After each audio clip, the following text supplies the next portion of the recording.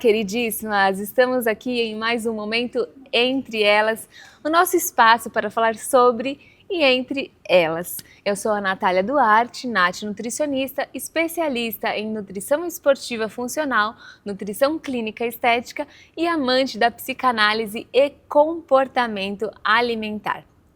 Hoje nós estamos aqui com uma pessoa super especial que vai trazer um pouco sobre a experiência dela no ringue. Hoje vamos falar com a Débora, profissional aqui do kickboxing e Muay Thai, né? Isso também. Muay Thai e kickboxing. Me conta um pouco de você, conta pro público sobre você, como que você entrou nessa esfera da luta, como que você se apaixonou por isso? Conte-me mais. Então, seguinte, eu como quase todo mundo fui atrás de arte marcial para perder peso, né? Na época eu pesava, tipo, sei lá, uns 85 quilos, estava bem acima do meu peso, tenho 1,78 de altura, então assim, mas estava extrapolando ali, fui atrás de uma arte marcial, de algum exercício para perder peso por indicação médica, né? Aí comecei a praticar Muay Thai na época. Isso há quantos anos? Isso foi em 2015. Tem um tempinho já. Comecei a praticar, gostei, estava curtindo, começou a baixar o peso, né? Ganhar resistência física, condicionamento. E aí o professor veio para mim e falou: Débora, você está indo super bem assim, vamos graduar? Falei, graduar no Muay Thai, como assim? Porque eu venho de histórico de karatê também, então quando eu era pequenininha fiz karatê, sou faixa preta e tal. Então, Você é faixa preta no karatê? De karatê. Que legal. Então, nessa época, eu já tinha uma noção do que era a graduação, como funcionava. Assim, no Muay Thai, eu não sei. A maioria das pessoas acaba fazendo Muay Thai e não sabe direito como é que funciona, né? Então, explique para nós como funciona, porque eu, particularmente, não sei. Eu já fiz aula de Muay Thai em academia, mas não é, né?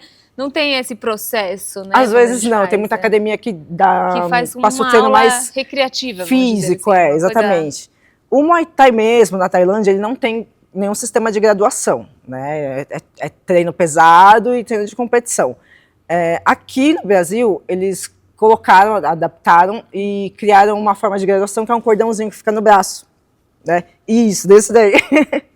E aí ele tem várias colorações, até chegar no cordão preto, que a gente chama de Prajna. Tem pessoas que chamam de Kurang também, mas geralmente a gente usa o Kurang de uma forma mais mística, assim, né? Então, tem esse sistema, e aí meu professor chamou, vamos fazer uma graduação, tal, para ver. Fui. Daí pra frente, é isso, eu quero fazer isso, tal. E aí fui seguindo, quando eu cheguei mais ou menos no cordãozinho azul claro, eu dei uma pausa assim de treino por uma série de questões. E quando eu fui voltar a treinar, eu voltei para o kickbox. Vamos à pergunta que não quer calar, né?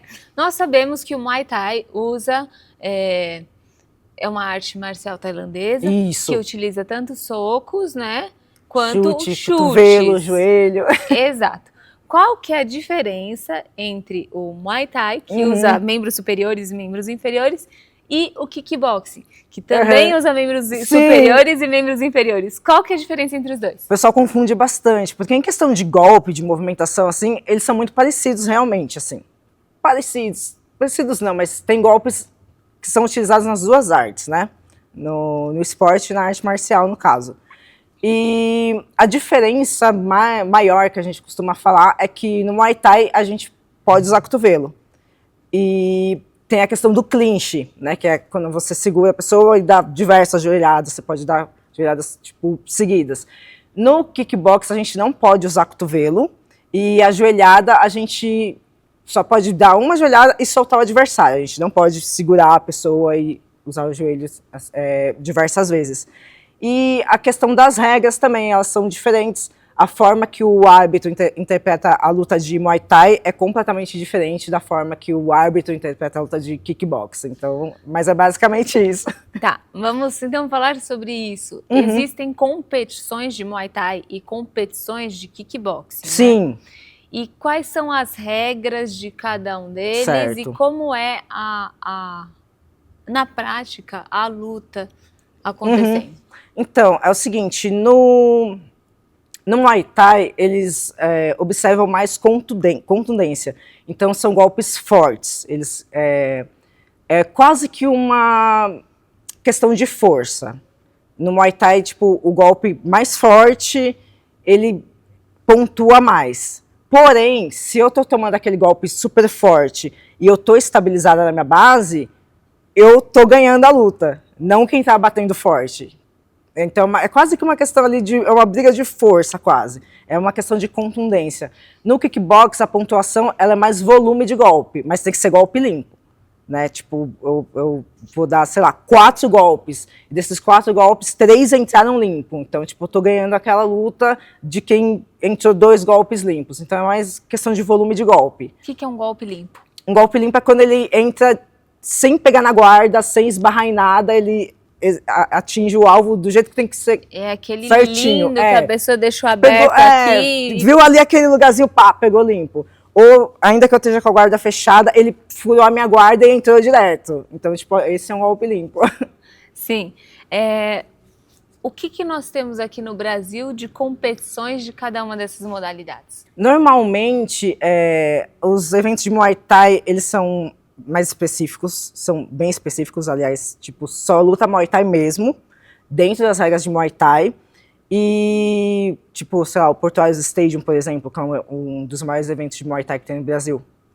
E no kickbox, a gente tem a luta de K1, que é uma luta que vale joelho, mas tem outras modalidades também. Tem low kick, que você chute baixo. Que você tem que fazer, sei lá, 6 chutes baixos durante o round, né?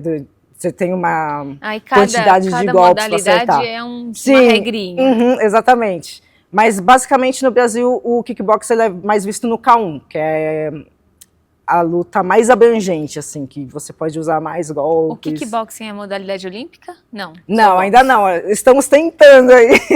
Vamos fazer, aparentemente, dizem que vão fazer um teste em algum momento, estamos lutando para isso, porque ele tem ele segue todas as normas para ser um esporte olímpico. Então, acho que em algum momento pode ser que dê certo. E me fala uma coisa, você é competidora profissional? Sou amadora. Você é amadora? Eu luto no amador. Isso é levar muita porrada. Também! Sempre é.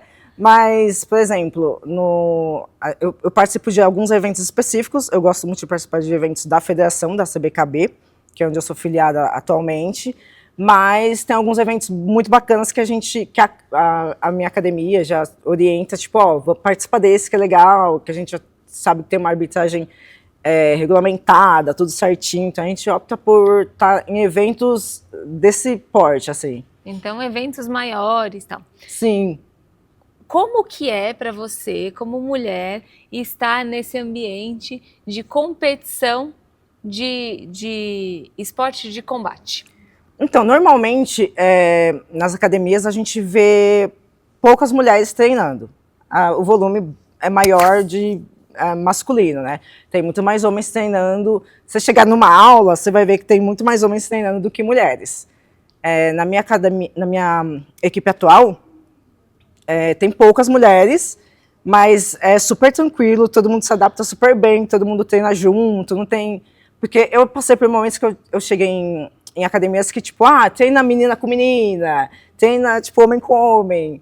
E lá não, lá a gente treina todo mundo misturado, tudo junto, e é muito legal, assim, todo mundo, um incentiva o outro, muito bacana. Também as limitações, exatamente. Né? Por exemplo, fisiologicamente o homem ele é mais forte, então, tipo, ainda que eu treine com um homem, ele não vai bater com a força total dele, ele vai bater com a força que ele sabe que eu vou segurar ali. Não que ele vai passar a mão na minha cabeça? Não, não vai, gente, não é isso. Mas ele vai dar uma controlada, vai segurar a mão ali de alguma forma, né? Diferente de estar lutando com um homem. Então, tipo, lá as pessoas têm muito essa noção, tem muito essa visão de luta. E é muito, muito legal que a gente se sente acolhido, a gente sente... É uma visão mais colaborativa. Sim, exatamente. Em vez de competitiva. É igual a gente, quando pega algum aluno que está começando, alguém que é menos graduado, a gente precisa ter noção que existem alguns limites e a gente precisa puxar aquela pessoa para ela gostar de fazer o treino, para ela gostar de fazer a luta. Então, tipo, eu não vou para cima da pessoa, eu não vou pegar pesado com ela, eu fazer o sparring, por exemplo, de um jeito que ela consiga se desenvolver também. Parênteses, sparring é uma luta que você faz livre dentro das regras do esporte, só que assim, não é um treino. Dentro das regras do esporte, fala, você e você vão fazer agora esse combate. Isso, é um combate técnico, né? É um combate mais técnico. Mas, assim. É técnico, mas é livre, não é dentro do treino. Porque quando você treina, né, você vai saber melhor que eu fiz um pouquinho assim de boxe, então eu sei um pouquinho como é que funciona. Quando você treina, você tem as sequências dos golpes que você vai treinando e tal. E aí você treina a sequência do golpe na pessoa, a pessoa vai treinar a sequência do golpe em você. E aí você vai trocando as sequências e tal. O sparring é sem sequência, é livre. A pessoa pode dar o golpe que for, ela vai olhar a sua movimentação, etc e tal. Então, não é uma sequência de golpes de treino, é uma coisa livre, mas dentro das regras e dentro dos golpes pré-estabelecidos do esporte. Então, isso é o sparring. Sparring é porrada. Descrição perfeita. Então, a gente dá uma maneirada ali quando a gente pega alguém menos graduado, porque a ideia é a gente ajudar todo mundo a desenvolver. Né, no esporte, gostar de fazer aquilo, né? Porque a gente, não quero fazer, não quer fazer, tudo bem. Em algum momento ela vai precisar fazer, para uma graduação, por exemplo, ela vai precisar fazer. Então a gente incentiva para que seja da melhor forma essa interação, né? Perfeito. E você já fez quantas competições? Você sabe o número? Você faz direto? Não, eu dou uma maneirada assim durante o ano, porque primeiro que eu não consigo manter o peso de competição durante o ano inteiro. Então eu escolho assim, eu vou nessa e vou nessa esse ano. Aí eu me organizo para cumprir aquelas metas do ano, né? E existe um calendário de competições? Então, tem alguns eventos que são anuais, que a gente sabe, vai ter evento X em tal época do ano. Geralmente é na mesma época, então a gente já se programa para aquele evento específico, né? E às vezes aparece alguma coisa tipo, vai ter tal dia, quer? Vamos. A gente faz toda uma avaliação, como é que tá o peso, como é que tá a condição física, daí a gente avalia e vai vendo. Isso tudo é definido tipo com o meu técnico, né, com o meu mestre, a gente ver o que é melhor, o que é mais, o que compensa fazer naquele momento, de acordo com a situação e com as condições que a gente está também.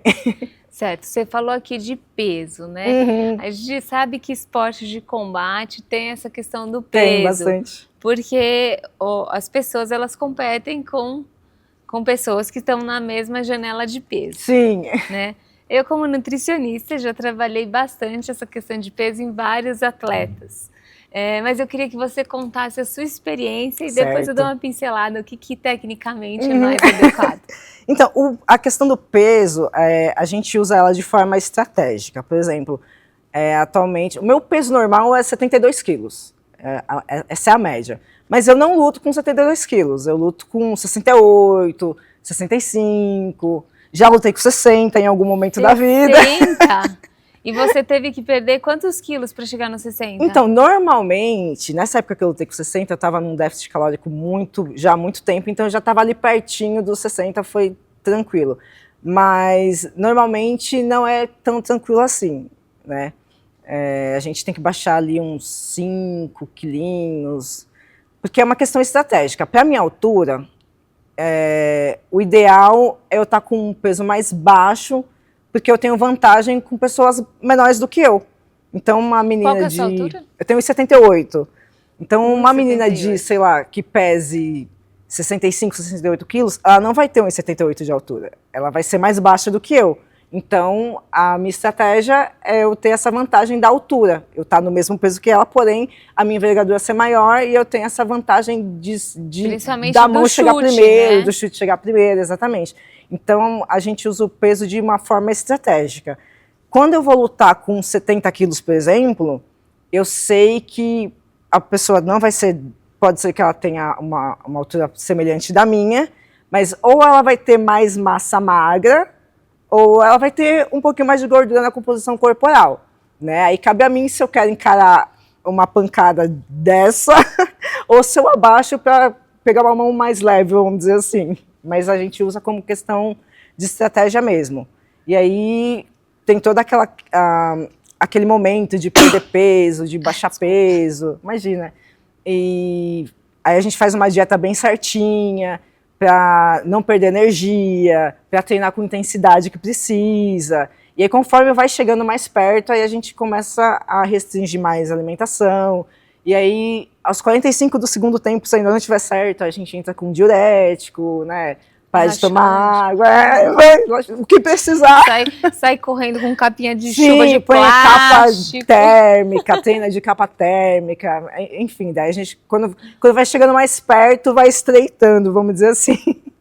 Bom, eu vou complementar. Isso é muito comum, né? Essa necessidade de chegar no peso justamente por causa disso, né? Porque é mais vantajoso para você, com a sua altura, exatamente, lutar com gente menor, uhum. né? Pela sua experiência, é mais fácil mesmo? Ajuda bastante. Ajuda bastante. Te dá uma vantagem real. Me dá uma vantagem real, com certeza. Porque eu sei que se a pessoa ela não tiver uma orientação bacana, ela vai ter muita dificuldade de chegar perto.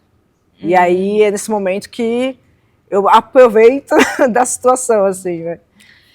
Para controle desse peso, o que mais se fala na literatura é que você não pode ter uma diferença tão grande de peso, né? Então, você com 72 para chegar nos 60... Não, aí em um período curto, sim. O que vai acontecer fatidicamente? Vai ter um déficit calórico muito grande, vai ter uma perda muito significativa, sim, tanto de água quanto de não é recomendado, gente, não é recomendado. E isso vai fazer com que o atleta tenha muita fadiga e não tenha resistência para aguentar os exatamente. 3 rounds. É um desgaste. São 3? Sim, normalmente são 3. Não tem energia para aguentar, sim, os 3 rounds. Então, às vezes, a pessoa ela chega no peso que ela quer, ela atinge o objetivo, luta com alguém menor e mais fraco, só que a pessoa está tão cansada que não desenvolve e acaba perdendo uma luta por conta de falta de agilidade. Por isso que a orientação normalmente é essa, 5 quilos, 4 quilos, está de bom tamanho ali para você render o que você precisa render. Exatamente, não passar aí de 4, 5 quilos para perda de peso, para não acontecer de piorar uma questão de fadiga, né? Que isso é muito importante, porque são 3 rounds de 1 minuto, é isso? 2 minutos. 2 minutos, são 3 rounds de 2 minutos de uma atividade intensa. E extenuante. Vou continuar falando sobre os aspectos nutricionais disso e sobre a experiência da Débora no próximo bloco. Eu espero vocês.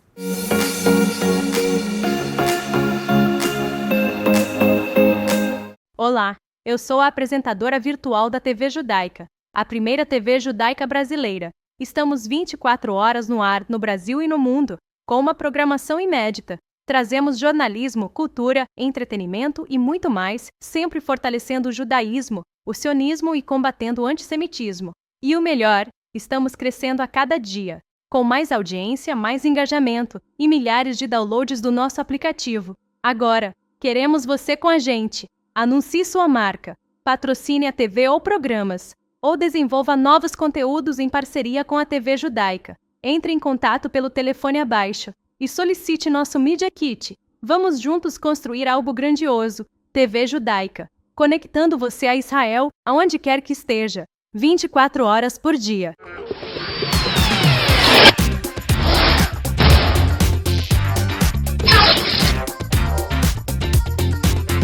Oi pessoal, eu sou a Thaís Nascimento, professora e pedagoga, estou aqui novamente com vocês para abordar hoje o tema da importância dos pais no auxílio da educação e desenvolvimento dos filhos. O interessante é dos pais também darem autonomia adequada, tarefas que as crianças possam realizar sozinhas, ao invés de fazer por eles. Isso ajuda no desenvolvimento de raciocínio, no poder de escolha, no saber falar não no futuro e não só dentro de casa, mas no social dentro da sala de aula. Quer saber mais sobre esse universo e como ele pode transformar vidas? Então, me acompanhe aqui na TV PicZap e na TV Aberta São Paulo. E é claro, também estamos nas redes sociais. Siga e fique por dentro de tudo.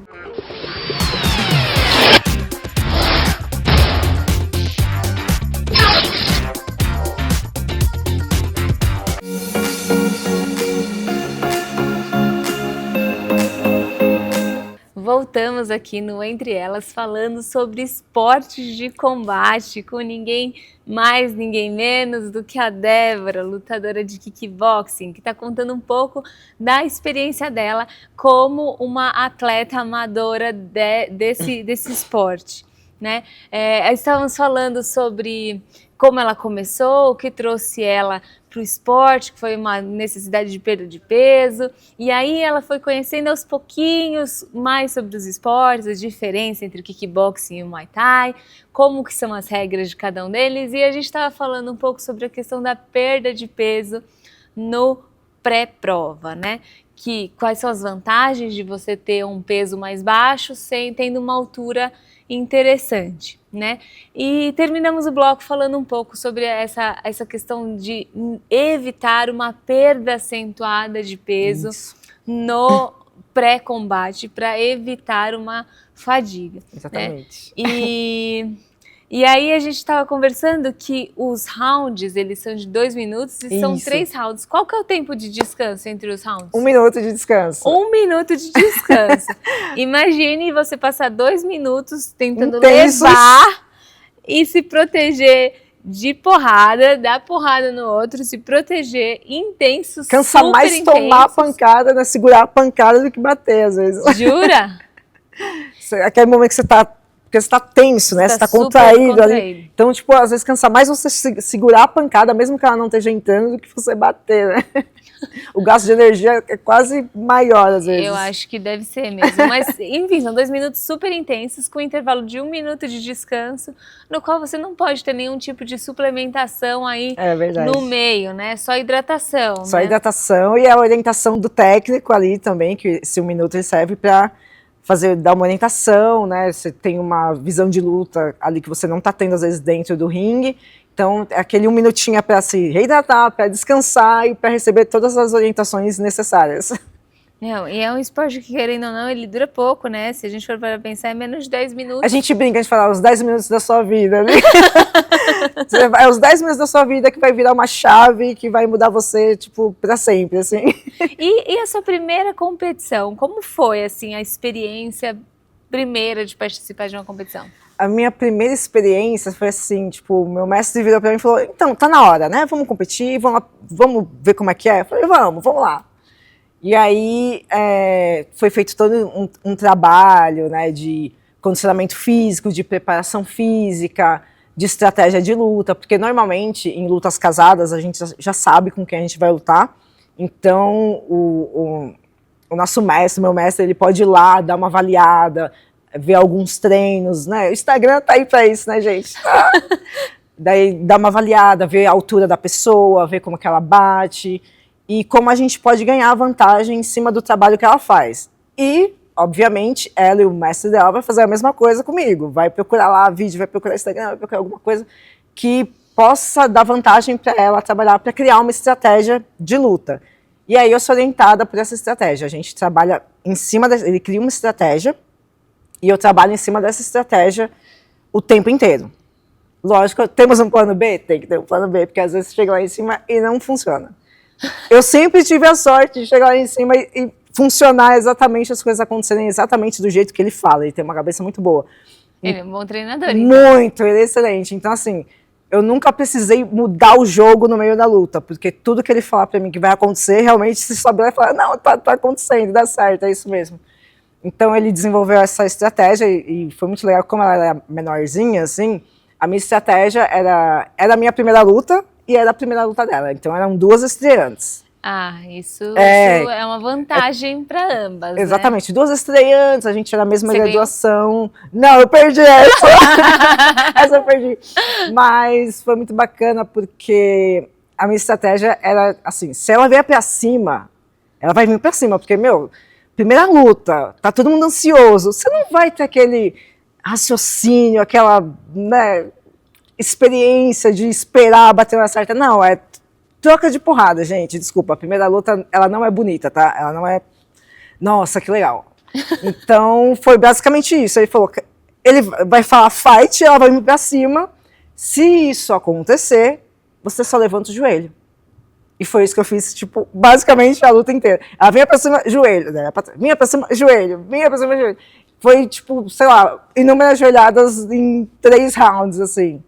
E o mais legal que foi uma luta, ela ganhou por volume de golpes, obviamente, porque enquanto eu ficava, não, tem que ser o joelho, tipo, ela desferia alguns outros golpes que não me impactavam em absolutamente nada, né? Mas como a gente falou, o kickbox às vezes é volume de golpe, não é a precisão do golpe. E foi nessa que eu vacilei. Ah, não, mas é interessante você trazer isso, porque às vezes não é quem sai mais machucado. Não é quem machuca mais, exatamente. Ou qualquer coisa, é quem dá mais golpe, exatamente, né? Às vezes só no volume. Pode ser que você tenha deixado ela um pouco mais cansada ou mais debilitada, sei lá. Eu tô muito acostumada a tomar mão na cara. Então, assim, eu tomava a pancada e eu não sentia nada. Então, tipo, pra mim, tá tudo certo. Ok. Só que aí contava ponto, né? Sim, contava ponto, exatamente. Mas foi uma coisa, assim, muito pau a pau. Tanto que a decisão, ela foi dividida, não foi decisão unânime. Então, tipo, foi decisão dividida. Então, em algum momento ali, a galera ficou realmente confusa do que estava acontecendo. Como eu disse, a primeira luta trocando porrada, né? Então, mas foi muito legal, porque a gente preza muito pelo seguinte: ganhar é legal? É, lógico, é muito bacana. Você sair campeão, levantar sua mãozinha lá é uma sensação inexplicável. Mas a gente sempre preza por fazer uma luta boa. E eu tenho muito orgulho porque eu não ganhei, mas foi uma luta muito boa, foi uma luta muito bacana, intensa, foi guerra mesmo. Então, assim, tipo, o objetivo é esse, é fazer uma luta boa, fazer uma luta bacana e justa também, né? E agora eu quero perguntar um pouco para você sobre essa questão de ser mulher em ambiente de esporte de combate. Sim. Como você é vista pelas outras pessoas que não conhecem tanto o esporte? Como você é vista pelas pessoas que conhecem o esporte? Como é isso para você? Então, a gente sabe que é um ambiente bem masculino, realmente. Tem muitas mulheres que não gostam, não se interessam por esporte de contato, né? Porque acham que é uma coisa absurdamente violenta, e não é, gente, é super legal. Procurei uma academia. E assim, óbvio que o que eu recomendo, se você tem algum tipo de interesse, vai lá assistir uma aula, você vai ganhar o ambiente, você vai ganhar como é que funcionam as coisas. Porque, por exemplo, a minha equipe atual, é super divertido, é todo mundo misturado, todo mundo se dá super bem. Mas já aconteceu na época da pandemia, eu me mudei para o litoral. Então eu parei de treinar na equipe que eu treino, né, que eu comecei e tudo, e fui treinar em outro lugar porque eu falei, mas vou procurar uma academia mais próxima da minha casa. Porque senão vai ficar muito puxado de subir, descer, enfim. Fui para a academia, comecei a treinar. Durante o meu percurso lá, quando eu cheguei, era uma turma que estava iniciando, eu já era um pouquinho graduada na época, e pela primeira vez eu senti um pouco de preconceito por ser mulher. Por ser mulher e estar numa graduação acima dos outros. E aí eu comecei a observar algumas coisas no ambiente. O que é que você observou, assim? Por exemplo, a gente segue uma hierarquia, né, que é uma ordem de graduação. E aí quando a gente faz essa formação, tem que estar todo mundo na ordem de graduação certinha. E aí o que eu percebia? Os meninos, eles não respeitavam a minha ordem de graduação, por exemplo. Eles ficavam na minha frente na formação da fila, por exemplo. Eu falei, mas isso não é comum, né? Porque é uma questão de hierarquia. Mas nunca acontecia. O responsável desse lugar, ele nunca questionou isso, sempre deixou, tipo, acontecer dessa forma. E aí eu comecei como eu nunca tinha vivido nada parecido, eu não sabia o que estava acontecendo. Por que tipo, aqui é desse jeito? Por que eles não respeitam a ordem? E aí chegava outra pessoa, por exemplo, um homem com a mesma graduação que a minha, ele ficava no lugar certo. Aí ficavam os outros meninos, e depois eu, sendo que eu tinha ficado na mesma posição que o outro aluno. Aí eu comecei a observar esse tipo de coisa, Falei, não, isso não está acontecendo, não é dessa forma. E pegavam muito no meu pé também, tipo, não, tá errado, tem que fazer isso certo. Não, mas tá certo. Não, isso tá errado, tem que fazer... E aí começou a acontecer uma série de coisas que começaram a me desestimular a treinar, a chegar no ponto de eu falar que eu não queria mais treinar Muay Thai, não queria mais praticar.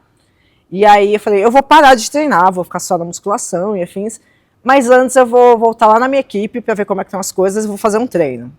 Daí eu marquei tipo um treino, fui lá, e quando eu cheguei lá, eu vi que o problema em nenhum momento era comigo.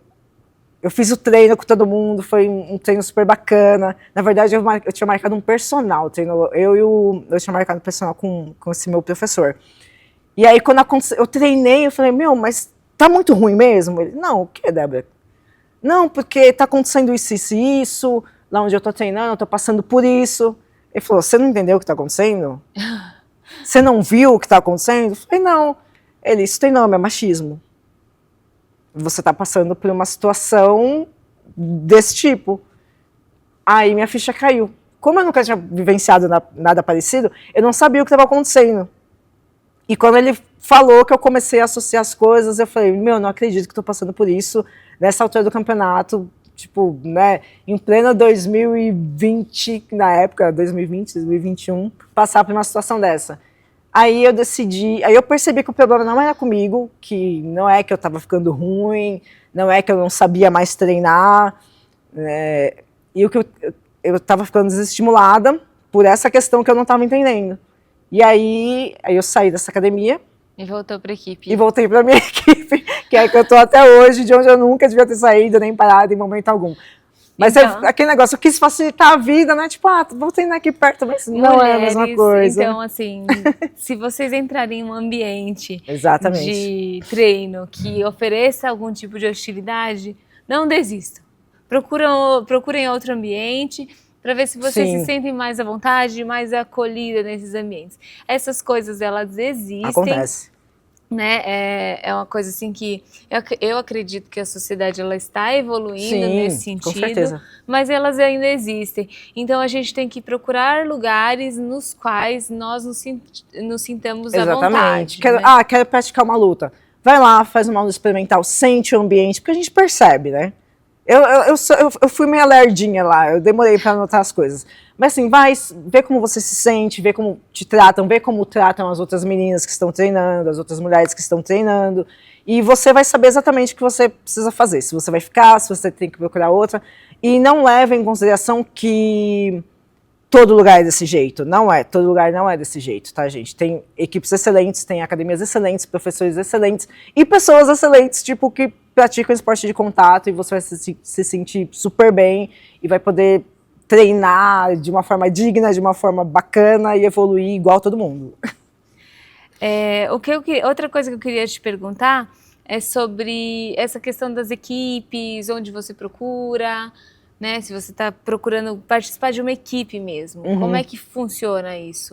Então, as equipes, geralmente, quando você entra numa academia, por exemplo, tem aula de kickbox aqui, você vai lá, dá uma pesquisada, quem é o professor dessa Geralmente equipe? É pelo professor. Daí você vai ver onde ele treina, com quem ele treina, ou treinou, ou qual o nome da equipe, e aí você começa a associar, ver os resultados da equipe se são bacanas, ver se é o tipo de ambiente que você gosta. Por exemplo, o meu professor tem diversos títulos, ele tem mais de 60 lutas. Então, assim, por exemplo, vamos supor que eu quero ser competidor. Se você quer ser competidor, você vai procurar alguém que tem experiência de competição, né? Então, Os pensa dessa forma. treinadores, geralmente, eles têm formação em educação física ou varia? Alguns têm, porque o que acontece na arte marcial, você não necessariamente precisa ser professor de educação física. Você já tem aptidão pela experiência da arte marcial. Na verdade, tipo, por exemplo, sou um faixa preta, você é um professor. E o boxe, eles são considerados artes marciais? O kickbox é arte marcial. Por exemplo, o Muay Thai não, o Muay Thai é esporte. É esporte? É um esporte, não é uma arte marcial. Eu achei que era Porque geralmente as artes marciais, elas são, não sei se todas, mas a maioria são as artes que descendem de esportes japoneses, né, ou asiáticos e afins. E não é o caso do Muay Thai, por exemplo.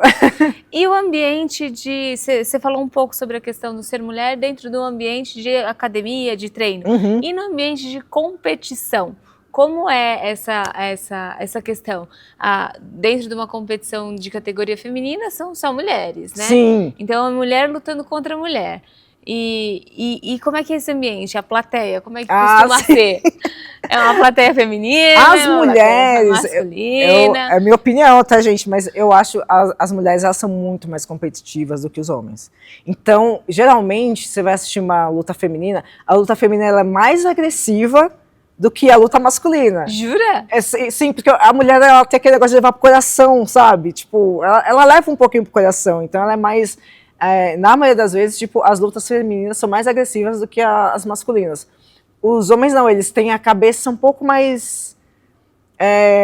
não é cabeça no lugar, mas eles são mais frios, eles são mais calculistas, assim, então eles não agem tanto com a emoção, eles são, nesse aspecto, eles não deixam a emoção tomar conta. Eu acho que a mulher deixa a emoção tomar um pouquinho mais de conta, assim, da situação. Então, às vezes você vai ver uma luta, a luta da mulher, tipo, é um pouquinho mais agressiva, de tipo, uma ir pra cima da outra. Os homens não, eles são mais cadenciados, é uma coisa mais pausada, mas não generalizando, mas normalmente é assim que eu percebo. A torcida, o que acontece? Quando a gente vai lutar, geralmente a gente arrasta o pessoal da academia e fica, tipo... Então é o seu time que vai torcer por você equipe ali. contra equipe, basicamente. É a minha equipe contra a equipe da minha adversária. E quem grita mais incentiva, impulsiona, porque às vezes você está cansado, mas você começa a escutar o grito da sua galera, o grito da sua equipe, fala, não, tem que ir pra cima, estão pedindo pra ir pra cima, vamos pra cima.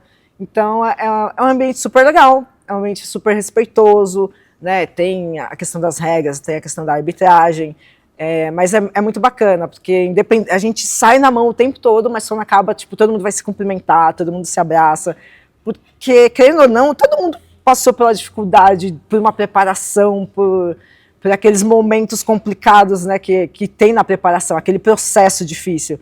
Então, é uma vitória. Você subir no ringue já é uma vitória. Bom, nós vamos encerrar esse bloco, mas logo mais nós falaremos mais um pouquinho com a Débora para ela contar um pouco mais sobre a experiência dela nesse tipo de esporte. E eu vou lhe fazer uma pergunta muito polêmica no início do próximo bloco. Vamos ver qual é a opinião dela. Eu espero você.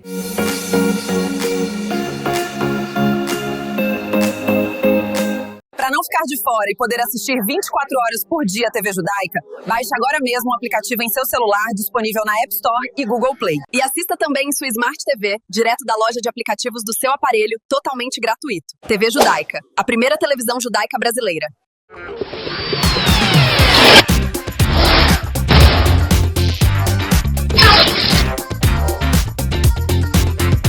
Olá, como vocês estão hoje, pessoas? Eu sou a Natália Duarte, também conhecida como Nath Nutricionista nas redes sociais, e hoje o tema é nutrição esportiva. O que é que você deve mudar na sua alimentação quando você for começar a treinar?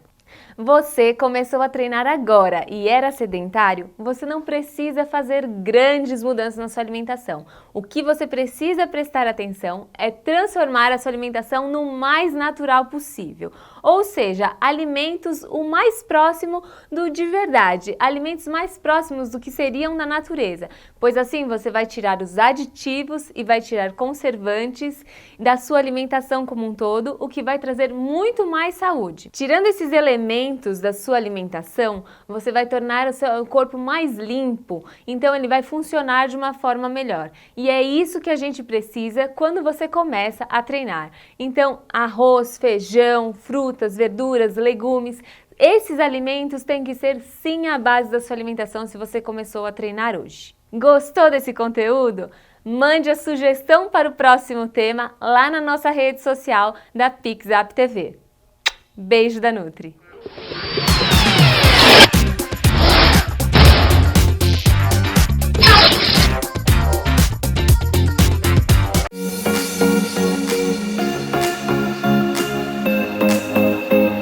Voltamos estamos aqui no Entre Elas, conversando sobre esportes de combate aqui com a Débora, uma mulher maravilhosa que pratica kickboxing e Muay Thai, e ela está contando um pouco da experiência dela dentro desse cenário, sendo mulher. Ela explicou um pouco sobre o que chamou a atenção dela nesse esporte, e agora nós vamos voltar a nossa conversa com uma pergunta polêmica, né? Eu acho que todo mundo sabe a situação que aconteceu nas últimas Olimpíadas, né? Que quem acabou ganhando a medalha de ouro na modalidade do boxe foi uma mulher trans, né? Uhum. E aí a gente entra naquela questão do que é justo, né? Considerando as especificidades biológicas, né, de cada ser humano, né? Então eu gostaria de saber a sua opinião sobre este cenário. Certo. E o que você acha que deve ser regulamentado com relação a esse novo gênero que é o trans? Uhum. Então, eu penso da seguinte forma: se nós temos um novo gênero, nós temos uma nova categoria, certo? Então, assim, categoria de trans. Tanto que a própria CBKB, ela já tem essas categorias à disposição, e você pode ir lá se inscrever e competir na categoria de trans, né? Então, assim, eu acho que é a forma mais adequada. Para não ficar aquele negócio de, o que é justo, o que não é justo. A gente sabe que, independente dos hormônios estarem regulados de forma específica para aquele momento, foi uma vida inteira, né, com os hormônios de outra forma. Então, obviamente, tipo, aquela pessoa vai ter mais força em algum momento. Então, não dá para comparar. É igual você falou, são questões biológicas. Então, categoria de trans resolveria essa questão. Eu gostaria de pontuar aqui que a questão hormonal, principalmente na puberdade, independente da escolha posterior a esse período, né, e a regulagem dos hormônios para caber, né, dentro do gênero escolhido, né, a puberdade, ela favorece, né, o crescimento muscular se o corpo ele tem uma produção maior de testosterona. Exatamente. Então, se o corpo ele tem uma produção maior de testosterona no período da puberdade, ele vai ter um maior crescimento muscular, né? Em comparação a um corpo que não produz esse hormônio em tanta quantidade. Então, apesar de 10 anos depois desse período púbere, você mudar a sua composição hormonal do corpo, você teve uma construção muscular de um indivíduo que teve um corpo com mais testosterona. Então, é uma construção muscular maior. Então, a gente não pode dizer que por mais que naquele momento da competição, ou 2 anos antes que seja, estejam com hormônios balanceados referente ao gênero feminino, ao gênero mulher, o que foi construído deixa essa balança desbalanceada. O que foi construído no decorrer dos anos em que esses hormônios não estavam iguais, né? É a construção muscular, né? Então, eu concordo com você, eu tenho a mesma opinião. Eu chamei uma aula aqui, amei. Eu tenho a mesma opinião que você. Eu acredito que deva ter um terceiro ou até 2 outros. Sim, com certeza. Né? Exatamente. 2 outros seria o ideal, né? 2 outros seria ideal, mas pelo menos um terceiro. Exato. Para evitar com que aconteça essas disparidades, né? Pessoas que nasceram com o cromossomo XX competindo com pessoas que têm os hormônios regulados, como uma pessoa que tem cromossomo XX, competindo entre si. Exato. E pessoas que nasceram com cromossomo XY, competindo com pessoas que têm os hormônios regulados, com pessoas que têm o cromossomo XY. E as pessoas que optam por alterar a composição hormonal do corpo por uma questão de ideologias, Exato. etc., e por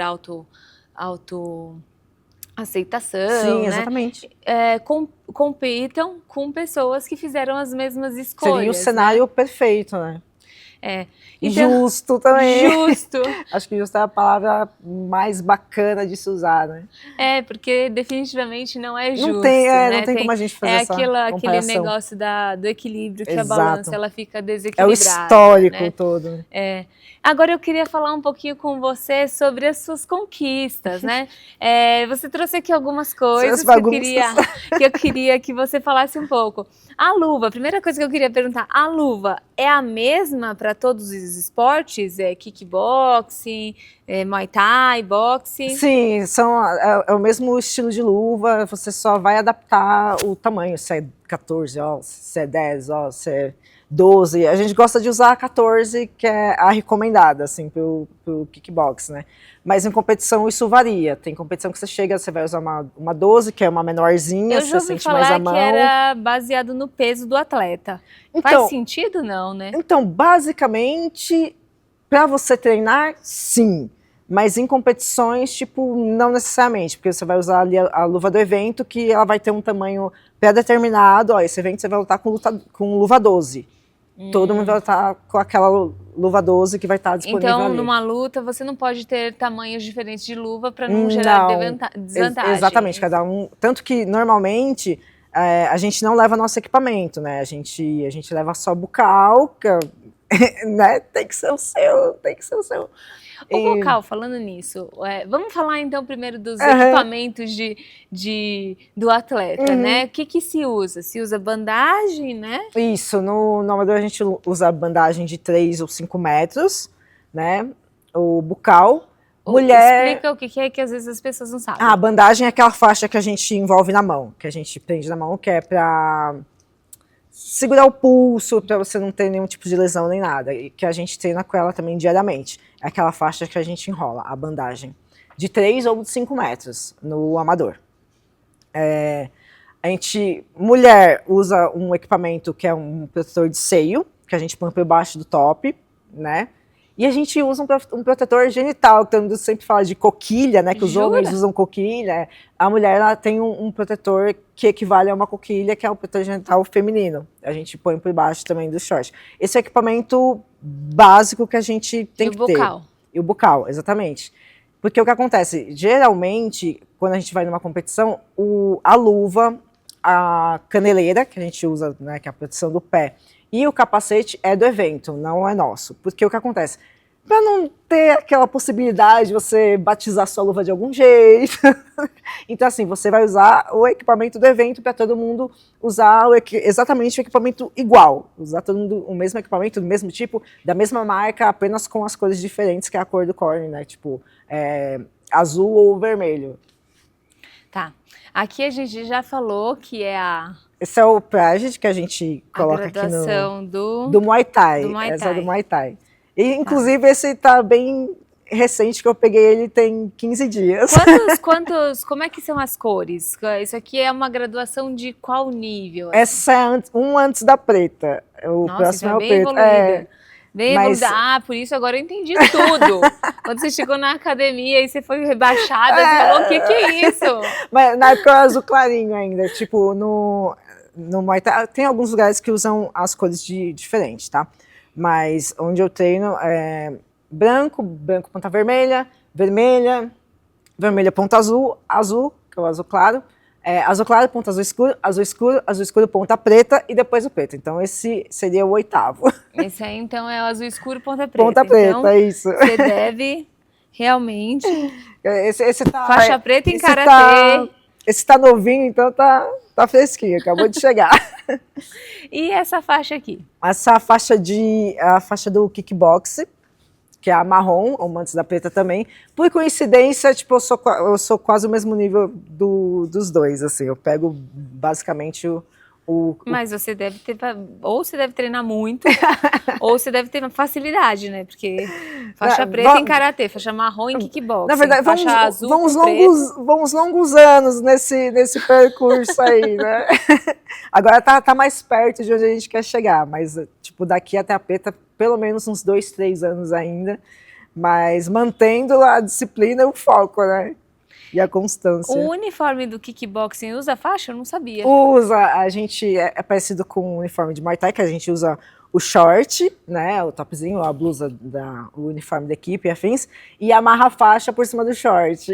Ah, não sabia, não sabia. No Muay Thai é a mesma roupinha, basicamente, só que com o pledge no braço. Minha mãe até hoje, ela fala, mas hoje você vai lutar o quê mesmo? Hoje você vai graduar qual? Que ela ainda se confunde, assim. E essa medalha aqui? Me fala isso aí sobre foi, essa. assim, foi engraçado que esse ano eu tinha 3 metas. Eu sou instrutora de kickbox. Delegacia Estadual de Kickboxing, do estado de São Paulo. Essa é do estadual desse ano.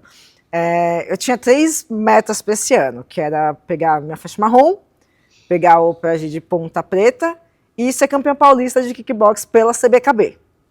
E aí, no final do ano passado, eu vi a graduação dos meus amigos, dos meus parceiros de treino, para pegar a faixa marrom, e aquilo me deixou um pouquinho assustada, que foi uma coisa bem intensa, assim. E eu estava dando aula já há 1 ano, e no início do ano eu decidi parar as aulas, tanto de academia, que eu dava aula para uma turma, e tinha meus alunos de personal fight também, e eu resolvi parar para me dedicar só para treinar, para conseguir essas 3 metas esse ano. E deu tudo certo. O objetivo concluído, 2025 concluído com sucesso. E essa foi a medalha do Campeonato Paulista da CBKB, que era um sonho que eu tinha de lutar pela CBKB em algum momento, que eu já vinha adiando há tempo, toda vez, vai ter Paulista da CBKB. Não, ainda não. Aí esse ano eu falei, não, bora, não quero saber o que vai dar, ganhei, deu tudo certo. Eu já quero o próximo, ano que vem tem mais. Aqui tem alguns certificados, você quer compartilhar? Sim, esse daí é meu certificado de arbitragem, eu sou árbitra. Você é árbitra? Eu sou árbitra de lutas amadoras pela BKB.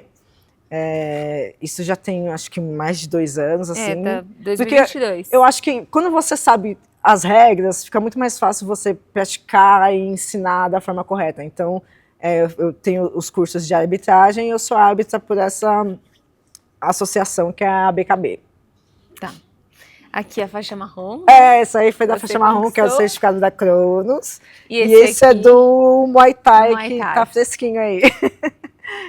pela equipe da Legacy.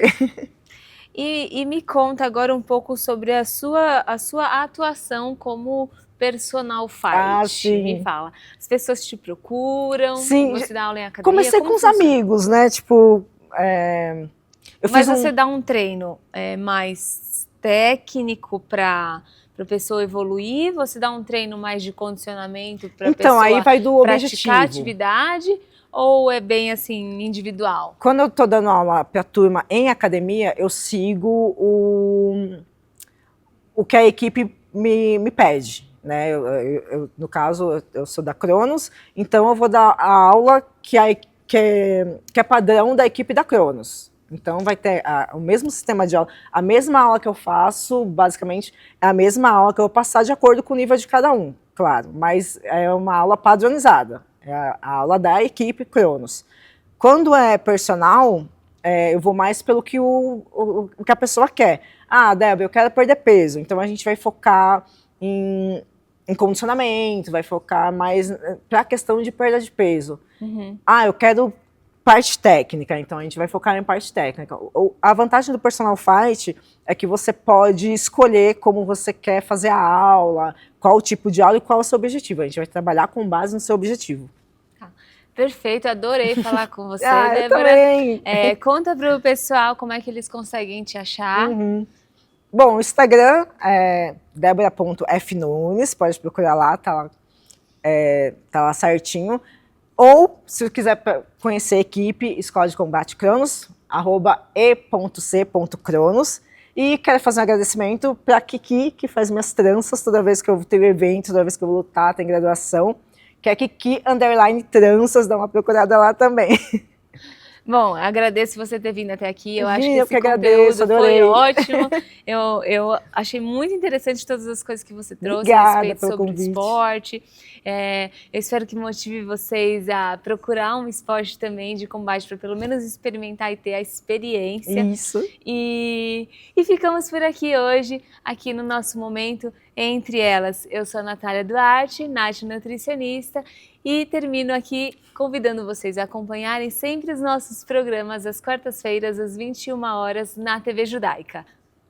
Beijo da Nutri.